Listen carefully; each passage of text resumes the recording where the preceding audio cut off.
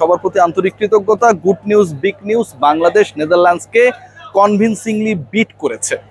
আজকের এই ম্যাচে অনেকগুলো কি পয়েন্টস রয়েছে, কি নোটস রয়েছে, যেগুলোর এলাবোরেট ডিসকাশন ডিমান্ড করে।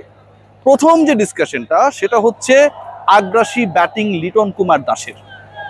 দ্বিতীয় যে পয়েন্ট, তাসকিন আহমেদ যেভাবে তার প্রত্যেকটা সিঙ্গেল ওভারে উইকেট নিয়েছেন।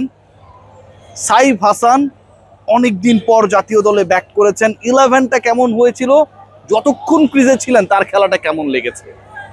বাংলাদেশ দলের বোলিং ডিপার্টমেন্টের পারফরমেন্সকে আপনি কত মার্কস দেবেন? বল হাতে অফ স্পিনার সাইফকে কেমন দেখলেন?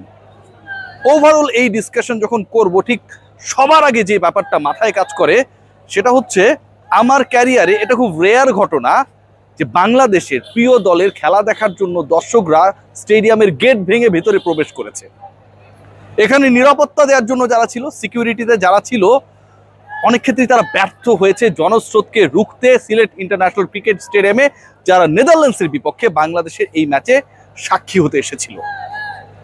খেয়াল করে দেখুন যে আজকের এই ম্যাচটায় একটা পর্যায়ে যখন মনে হচ্ছিল যে স্কোরটা 150 প্লাস হতে পারে, তাসকিন আহমেদ বল হাতে এলেন। প্রত্যেকটা ওভারে 4টা ওভার করেছেন। টি-20তে 4 ওভারের বেশি করার সুযোগ থাকে না, একটা একটা করে উইকেট নিয়েছেন। বাংলাদেশের bowling display ultimately Liton Kumar দাসদের অসাধারণ ব্যাটিং ডিসপ্লের মঞ্চটা তৈরি করে দেয়, এবং যেখানকার নেতৃত্বে ছিলেন তাসকিন আহমেদ। তাসকিন যদি বোলিং ডিপার্টমেন্টের ক্যাপ্টেন হন, ভাইস ক্যাপ্টেনের দায়িত্বে ছিলেন সাইফ হাসান। আনএক্সপেক্টেড। কেউ কি ভেবেছিলেন, কেউ কি চিন্তা করেছিলেন যে সাইফ এসে তার প্রথম ওভারে, ভেরি ফার্স্ট ওভারে 2টা উইকেট নিয়ে নেবেন? যারা তাসকিনকে সমালোচনা করেছিলেন, যারা তাকে সমালোচনার তীরে বিদ্ধ করেছিলেন, মদ্যপ অবস্থায় এটা করে ওটা করে, বন্ধুকে পেটায়, অন্য পর নারীর সঙ্গে এটা করে ওটা করে, কত বাজে বাজে কথা বলা হয়েছিল এই ক্রিকেটারকে নিয়ে। তিনি আর চলেন না, শরীরে অনেক বেশি ওয়েট হয়ে গেছে, আগের মতো ফিট না। সেই আনফিট ছেলেটাই 4টা উইকেট নিয়েছেন, অল্পের জন্য 5টা হয় নাই। সেই আনফিট ছেলেটাই তার ক্যারিয়ারের প্রথম 6 বছরে, আবারও বলছি, তার ক্যারিয়ারের প্রথম 6 বছরে মাত্র 23 উইকেট নেয়া। 6 বছরে 23 উইকেট নেয়া তাসকিন সবশেষ 6টা টি-20 ম্যাচে নিয়েছেন 15 উইকেট। বাংলাদেশের বিউটির জায়গাটা এখানটায়। লিটন কুমার দাস, তাকে নিয়ে যদি ডিসকাশন করতে হয়, এই ডিসকাশনটা আমাকে অনেক বেশি কনফিউজড করে। কেন কনফিউজড করে? আমি কি আজকে লিটনের ব্যাটিং নিয়ে আলোচনা করব, তার হিটিং নিয়ে আলোচনা করব, নাকি লিটন কুমার দাসের ক্যাপ্টেন্সি নিয়ে আলোচনা করব? দুভাগে যদি ভাগ করি, লিটন কুমার দাস প্রথম উইকেটের পতন, পারভেজ হোসেন ইমন দ্রুত আউট হয়ে গেলেন। I have no regret regarding his out. আমার কোনো কষ্ট, দুঃখ, হতাশা কাজ করছে না। যেভাবে খেলা দরকার তিনি যেভাবে খেলেন সেভাবেই খেলেছেন। টিকতে পারেননি, ভালো কথা, বাই বাই, চলে গেছেন। লিটন কুমার দাস এসে যখন 50 পূরণ করলেন, 26 বলে স্ট্রাইক রেট তার 192, সেই 50 পূরণ করতে গিয়ে 4 মেরেছেন 6টা, ছক্কা মেরেছেন 2টা, অর্থাৎ 24 প্লাস 12, 36 রান তিনি করেছেন 8 বলে। বাংলাদেশ দল এই ম্যাচটা টুকটুক করেই খেলতে পারত। 140-এর কাছাকাছি টার্গেট, বাংলাদেশ দল 19তম ওভারে গিয়ে টপকাতেই পারত। কিন্তু ক্যাপ্টেনের ব্যাটিং একটা জিনিসই মনে করিয়ে দেয় যে আসলেই বাংলাদেশ প্রপার প্রিপারেশন নিয়ে ইউএই যেতে চায়। অনেকেই হাসবেন, অনেকেই মুখ মোচড়ে দেবেন যে কি এমন দল, কি এমন ফাটিয়ে খেলেছে, নেদারল্যান্ডসের বিপক্ষে তো খেলেছে। আপনাদের একটু মনে করিয়ে দিই, সবশেষ 7টা টি-20 ম্যাচের মধ্যে, সবশেষ 7টা ইন্টারন্যাশনাল টি-20-র মধ্যে বাংলাদেশ জয় পেয়েছে 5টায়, এবং এই 5টার মধ্যে 4টা ম্যাচে বাংলাদেশ হারিয়েছে।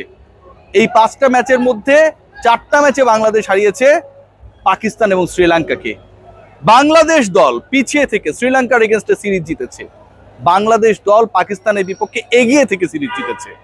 বাংলাদেশ দল টানা 3য় টি-20 সিরিজ জয়ের থেকে একটা ম্যাচ দূরত্বে রয়েছে। আপনার Mahmudullah Riyad and Shakib Al Hasan, Liton Kumar Das is going to be the 3rd captain of this team, যার আন্ডারে কনজিকিউটিভ 3টা টি-20 সিরিজে বাংলাদেশ দল জয় পেতে যাচ্ছে। এই দলটাকে নিয়ে যদি আপনি এশিয়া কাপে আশাবাদী না হন, কখন হবেন? নেদারল্যান্ডসকে নিয়ে যারা মুখ ভ্যাংচান, সেই তাদের জন্য আমি বলতে চাই যে শ্রীলঙ্কা এই মুহূর্তে খেলছে জিম্বাবুয়ের সাথে, খেলছে তো পাকিস্তান, আফগানিস্তান একে অপরের মুখোমুখি হচ্ছে। প্রিপারেশনের জন্য বাংলাদেশের এর থেকে বেটার অপশন আর ছিল না। খেয়াল করে দেখবেন বাংলাদেশ দল প্রথম 50 রান চেস করতে গিয়ে করেছে 32 বলে, দ্বিতীয় 50 রান সেটাও করেছে 32 বলে। 100 ছুঁয়েছে বাংলাদেশ দল 11তম ওভার শেষ হবার আগেই। Here is the beauty. এই ক্রিকেটটাই আসলে আমরা দেখতে চেয়েছিলাম, যেই ক্রিকেটে বাংলাদেশ দল আলটিমেটলি একটা কনফিডেন্স নিয়ে এশিয়া কাপে যাবে, যেই ক্রিকেটে বাংলাদেশ দল এশিয়া কাপে শুধু কনফিডেন্স নিয়ে যাবে না, বিশ্বকাপের আগের প্রস্তুতির মঞ্চটাও, বিপিএল এর আগে ক্রিকেটাররা নিজেদের ঝালিয়ে নেবার প্রস্তুতিটাও যথাযথভাবে শেষ করবে। খেয়াল করে দেখুন আজকের এই দলের সবচেয়ে সিগনিফিক্যান্ট চেঞ্জের জায়গা কি? শামীম পাটোয়ারি খেলেন নাই, বিশ্রাম দেওয়া হয়েছে, ড্রপ দেওয়া হয়েছে, যেটাই হোক না কেন। এর থেকে গুরুত্বপূর্ণ পার্ট যেটা, আজকের এই ম্যাচটায় সাইফ হাসানকে খেলানো হয়েছে। শামীম পাটোয়ারি কেন ড্রপ, সেই আলোচনা বা ড্রপ হতে পারে সেই আলোচনা আমি একদিন আগেই করেছিলাম। আর আজকের ম্যাচে সাইফ হাসান যে ইম্পর্টেন্স ক্যারি করে, অথবা যেই দুই হাসানকে বাংলাদেশ দলভুক্ত করেছে, নুরুল হাসান এবং সাইফ হাসান, অন্তত একজনকে যে খেলানোটা জরুরি এবং খেলাতে পারে টিম ম্যানেজমেন্ট এরকম ডিসিশনে রয়েছে, সেটাও একদিন আগে করেছিলাম। সাইফ সেটা প্রমাণ করেছে। শামীম হোসেন পাটোয়ারির রোলটা কোথায়? ফিনিশিংয়ে ফাটিয়ে খেলেন, তার থেকে বেটার ফিনিশার এই মুহূর্তে বাংলাদেশ স্কোয়াডে নেই।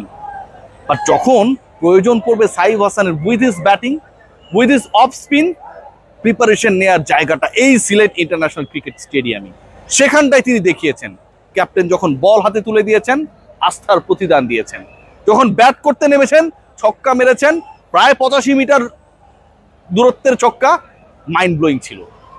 এর থেকে বেশি কোনো কিছু প্রত্যাশা করি না। যে ছেলেটা এত বছর পর টি-20 খেলতে নেমেছে, আমার প্রত্যাশা সে পূরণ করতে পেরেছে।